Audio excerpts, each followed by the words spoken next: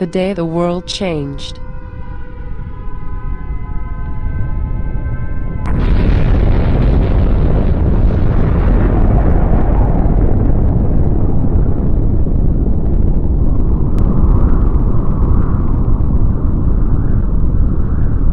Everything, it was felt, had changed.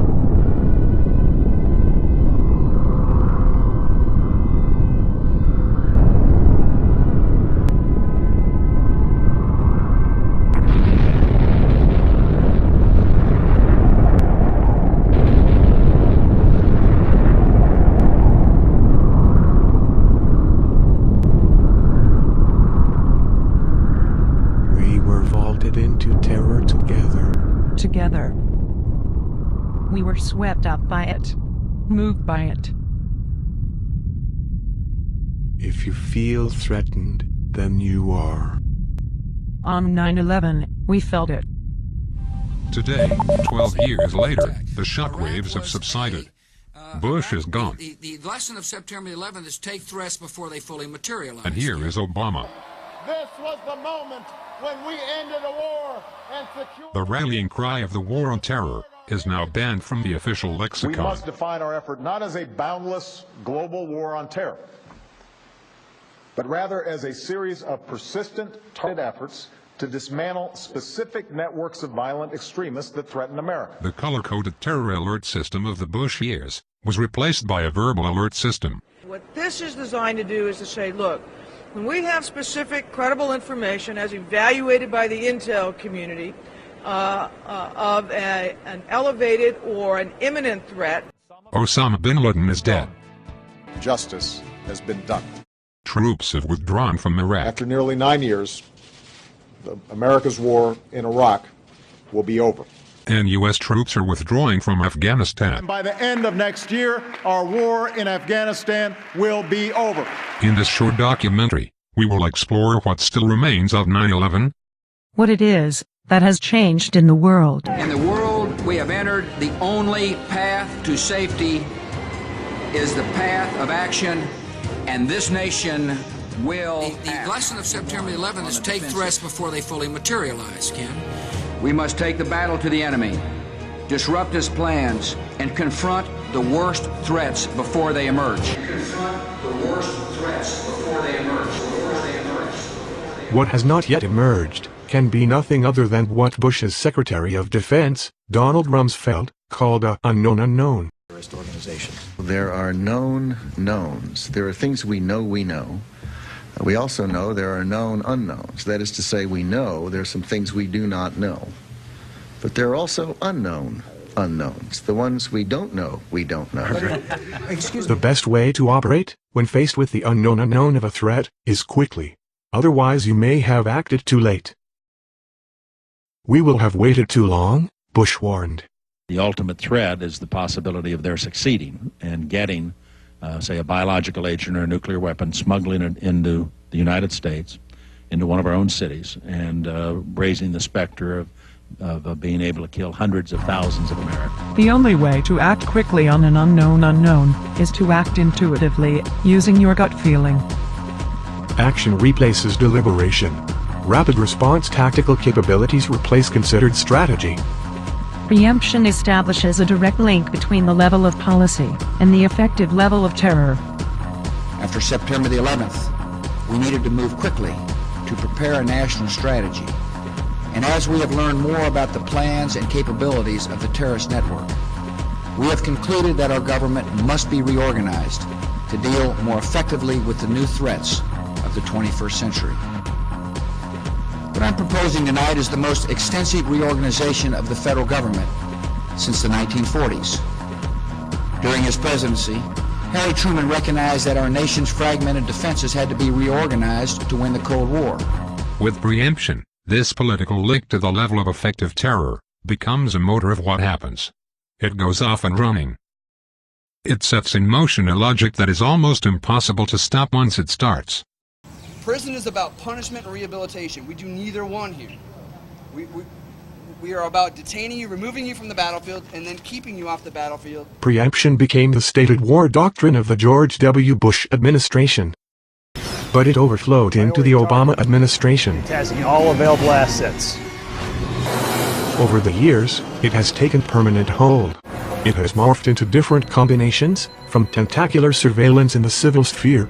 With each plate, we'll get a date and a time of occurrence, as well as a list of all plates that have been read, plus or minus 30 seconds of each scan. To hardcore military interventions. Come on, fire! Hey, Roger. Keep shooting.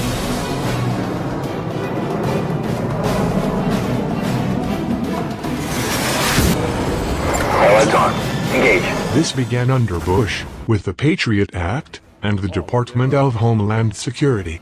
It is now my honor to sign into law the USA Patriot Act of 2001. It will help law enforcement to identify, to dismantle, to disrupt, and to punish terrorists before they strike. This new law that I signed today will allow surveillance of all communications used by terrorists, including emails, the internet, and cell phones.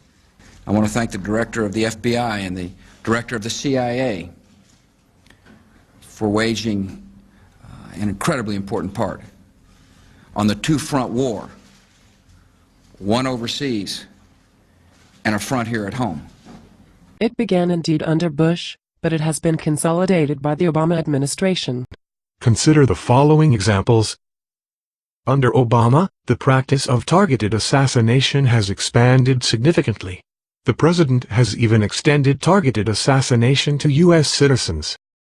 In this hour of danger, we simply cannot afford to wait until deadly plans are carried out. When a U.S. citizen goes abroad to wage war against America and is actively plotting to kill U.S. citizens, and when neither the United States nor our partners are in a position to capture him before he carries out a plot,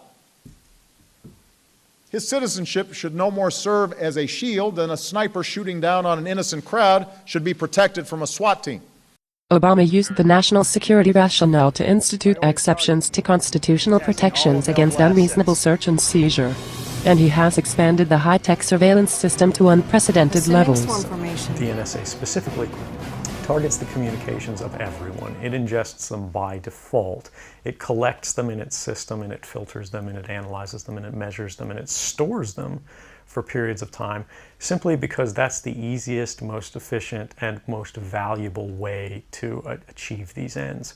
So while they may be intending to target someone associated with a foreign government or someone that they suspect of terrorism, they're collecting your communications to do so. Any analyst at any time can target anyone, any selector anywhere.